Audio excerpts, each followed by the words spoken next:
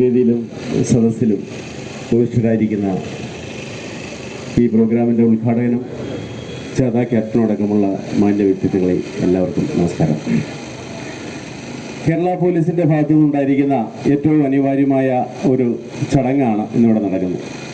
കാരണം ഒരു തലമുറയെ മുഴുവനായിട്ട് ഇരുട്ടിലേക്കും അന്ധകാരത്തിലേക്കും തള്ളിവിടുന്ന മയക്കുമരുന്നെന്ന ആ മഹാമാരിയെ പ്രതിരോധിക്കുന്നതിന് വേണ്ടി കേരള പോലീസിൻ്റെ ഭാഗത്തു നിന്ന് കാണിച്ചിരിക്കുന്ന ഈ ഒരു ഉദ്യമം ഏറ്റവും അനിവാര്യമായ ഒരു കാലഘട്ടത്തിലാണ്, ഇല്ല ഒരു സമയത്താണ് ഇവിടെ സംഘടിപ്പിച്ചിരിക്കുന്നുള്ളത് നിസ്സംശയം പറയാൻ സാധിക്കും. കാരണം ഒരു തലമുറ മുഴുവൻ നമുക്കറിയാം, നമ്മുടെ സ്കൂളുകളിൽ പഠിക്കുന്ന കുട്ടികൾ വൈകുന്നേരങ്ങളിൽ നമ്മുടെ ടൗണിലേക്ക് ഇറങ്ങി കഴിഞ്ഞാൽ നമുക്കറിയാം അവരുടെ ഭാഗത്തു നിന്നുണ്ടാകുന്ന ഓരോരോ ഇടപെടലുകൾ എന്തൊക്കെയാണെന്നുള്ള കാര്യം. ഏതായാലും ഇത്ര ഒരു പ്രോഗ്രാം സംഘടിപ്പിച്ച കേരള പോലീസിനും അതുപോലെ ഇതിന്റെ പിന്നിൽ പ്രവർത്തിക്കുന്ന ബാക്കി എല്ലാ പോലീസ് ഉദ്യോഗസ്ഥന്മാർക്കും കഞ്ഞിക്കുഴി SNDP ശാഖയുടെ എല്ലാവിധ അഭിവാദ്യങ്ങളും അഭിനന്ദനങ്ങളും അറിയിച്ചുകൊണ്ട് ഞാൻ നിർത്തുന്നു. നന്ദി, നമസ്കാരം.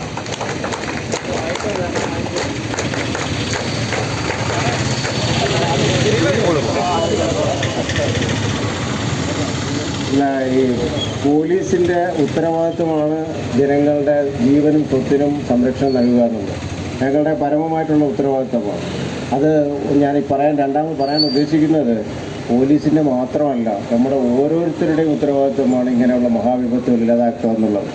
അപ്പോൾ ഇവിടെ നേരത്തെ ഒരു വ്യാപാരി സഹോദരൻ പറഞ്ഞത് വളരെ വലിയ ആശയമാണ്. പക്ഷേ ഞങ്ങളിവിടെ ഈ ക്യാമ്പയിൻ നടത്തുന്നത് ഞങ്ങൾക്ക് നാട്ടിൽ ഓരോ വീട്ടിലും ഇറങ്ങിക്കയറി നടത്താൻ സാധിക്കാത്തത് കൊണ്ടാണ്. അപ്പോൾ ഞങ്ങളൊരു ജംഗ്ഷനിൽ വരുമ്പോൾ അവിടെ ഞങ്ങൾക്ക് കാണാൻ സാധിക്കുന്നത് വ്യാപാരികളെയും ഓട്ടോറിക്ഷ ഡ്രൈവർമാരെയാണ്.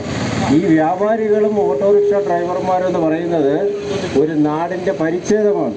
അവർക്ക് വളരെ പ്രധാനപ്പെട്ട ഉത്തരവാദിത്തമുണ്ട്. ഒരു വ്യാപാരി ഒരു ദിവസം കുറഞ്ഞതൊരു 100 പേരെയെങ്കിലും കണ്ടുമുട്ടും. അവരുടെ വ്യാപാര സ്ഥാപനത്തിൽ കുറഞ്ഞതൊരു 100 പേരെങ്കിലും വരും. അതുപോലെ ഒരു ഓട്ടോറിക്ഷ ഡ്രൈവർ അദ്ദേഹത്തിൻ്റെ വാഹനത്തിൻ്റെ സവാരിക്ക് ഒരു 50 പേരെങ്കിലും ഒരു ദിവസം കയറ്റുന്നുണ്ടായിരിക്കും. അപ്പോൾ അവരുടെ ഭാഗത്തു നിന്നും ഈ പറയുന്ന സന്ദേശം ജനങ്ങളിലോട്ട് എത്തിക്കാനുള്ള ശ്രമം നടത്തണം എന്നുള്ളതാണ് ഞാൻ പറയുന്നത്. ഇപ്പോൾ വ്യാപാര സ്ഥാപനങ്ങളിലൊക്കെ തന്നെ നമ്മളിപ്പോൾ ഇന്ന് കുറേ സ്റ്റിക്കർ ഇവിടുന്ന് വിതരണം ചെയ്യുന്നുണ്ട്. ആ സ്റ്റിക്കർ പതിക്കുക, ഓട്ടോറിക്ഷകളിൽ ആ സ്റ്റിക്കർ പതിക്കുക, നമ്മളീ പറയുന്ന സന്ദേശങ്ങൾ ഓട്ടോറിക്ഷ ഡ്രൈവർമാർ അവരിൽ യാത്ര ചെയ്യുന്ന സഞ്ചാരികളോട് സംസാരിക്കുക, വ്യാപാര സ്ഥാപനങ്ങളിലെ കച്ചവടം സാധനം വാങ്ങിക്കാൻ വരുന്നവരും വിൽക്കാൻ വരുന്നവരടുത്തൊക്കെ ഈ സന്ദേശം പ്രചരിപ്പിക്കുക.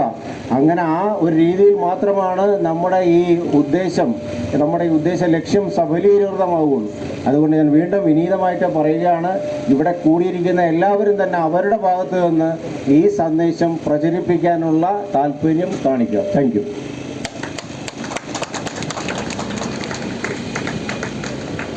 ഈ വേദിക്ക് ആശംസ അർപ്പിക്കുന്നതിനായിട്ട് കഞ്ഞിക്കുഴിയുടെ ബഹുമാനായിട്ടുള്ള IPSHO ശ്രീ സുരേഷ് സാറിനെ സ്നേഹാദരപൂർവ്വം ക്ഷണിച്ചുകൊള്ളുന്നു.